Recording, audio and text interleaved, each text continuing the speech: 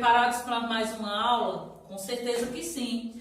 Por isso que vocês já estão com o cronograma, com o livro de ciências e o livrinho de reforço, não é? Isso mesmo, hoje 2 livros, tá? Presta bem atenção na explicação. Se não entender, volta um pouquinho. Se não entender, pergunta à tia. Só que primeiro vamos fazer a oração. Não estou esquecida.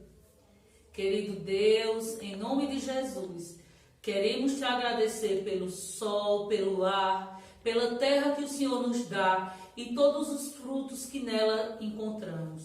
Por isso te agradecemos e te pedimos que cuide de nós, em nome de Jesus. Amém.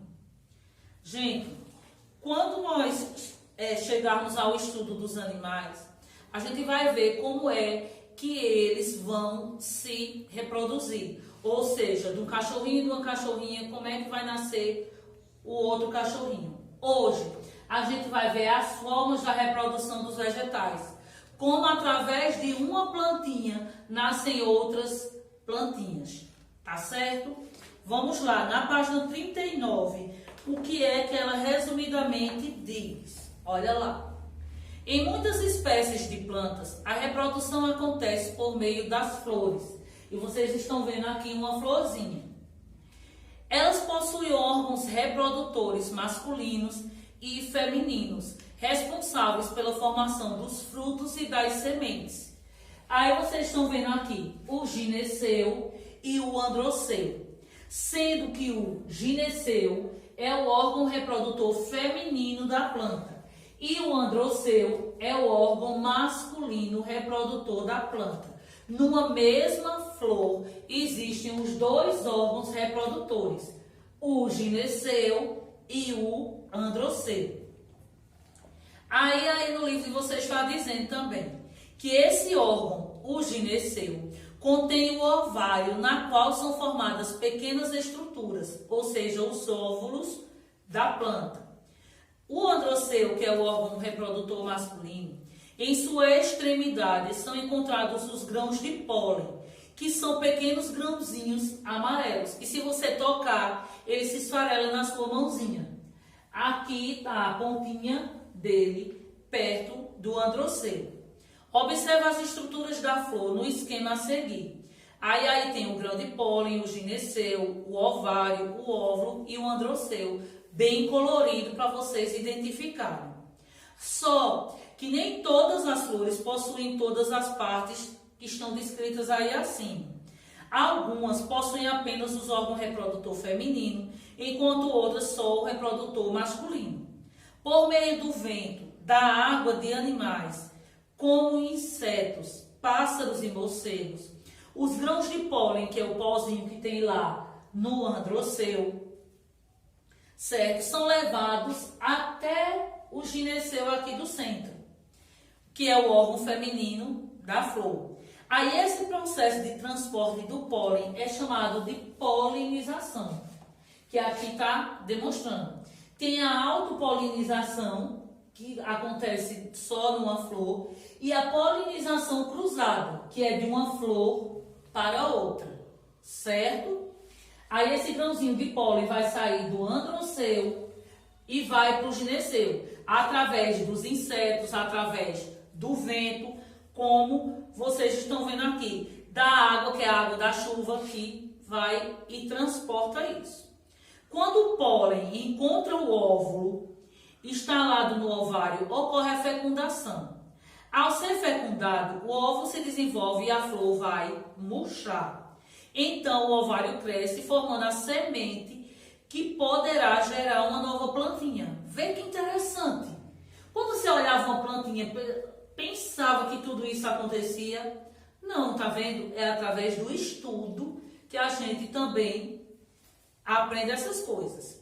Nesse momento também ocorre a formação do fruto nas plantas frutíferas, porque nem toda planta dá frutos, não é? Para a semente germinar e dar origem a uma nova planta, ela precisa ser espalhada e encontrar um solo fértil, bem cuidado, né? Ocorrendo o processo de germinação. Algumas plantas podem ser geradas por meio de mudas, que é só, você tira um pedacinho da outra planta e planta até formar outra, ou através das sementinhas. Ó, ela aqui pequenininha vai crescendo até chegar numa nova planta. Para isso, ela precisa de uma terra boa, precisa da luz solar, do ar puro, não é? Da água em quantidade suficiente. Essa reprodução consiste em retirar pequenos ramos de uma planta adulta e plantar em local com condições adequadas para o crescimento de um vegetal. Ao plantar uma muda de roseira em local apropriado, ela formará raízes e originará outra planta. Veja que vasinho lindo. Há plantas que também se reproduzem a partir de folhas, raízes ou de pedaços de caule. Observe esse exemplo bem legal e gostoso, viu? Que é a batata doce. Ela é uma raiz que tem a capacidade de formar novas plantas. Ela é desenvolvida lá embaixo da terra, como a beterraba, a mandioca, a cenoura, ok? Vamos para a página 40, onde tem a nossa primeira atividade, porque você vai responder a página 40 de ciências e 102 e 103 de reforço, certo? Página 40 de ciências, vamos ver o que diz. Tiago fez o seguinte experimento. Ele plantou sementes em jarros diferentes, no mesmo dia, e regou do mesmo jeito. Só que um jarro recebeu luz solar e o outro, coitadinho, não. Ficou dentro do armário. Observe o jarro 1 trancado e o jarro 2. Por que a planta que ficou no lugar escuro morreu, minha gente? Fácil, né? Só é olhar as figurinhas e lembrar do que a planta precisa para se desenvolver bem. Número 2. Numere corretamente as etapas do desenvolvimento de uma planta a partir da germinação da semente. Então, primeiro, o que é que acontece quando você pega a sementinha e vai colocar no solo? Até chegar uma nova planta. Você vai colocar aí o número de acordo com a fase. São 3 fases.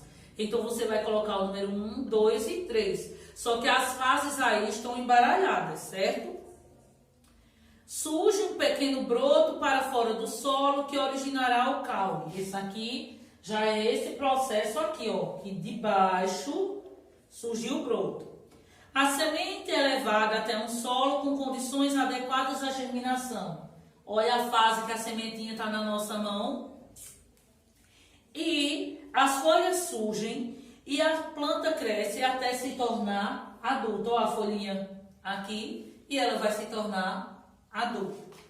Número 3. O beija-flor é uma ave que se alimenta do néctar, ou seja, uma solução açucarada produzida e armazenada por alguns vegetais em suas flores.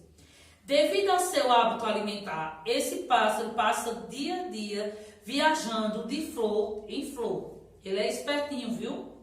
Então, na letra A, ao se alimentar, o beija-flor carrega em seu corpo vários grãos de pólen até outras flores. Ele faz a polinização cruzada.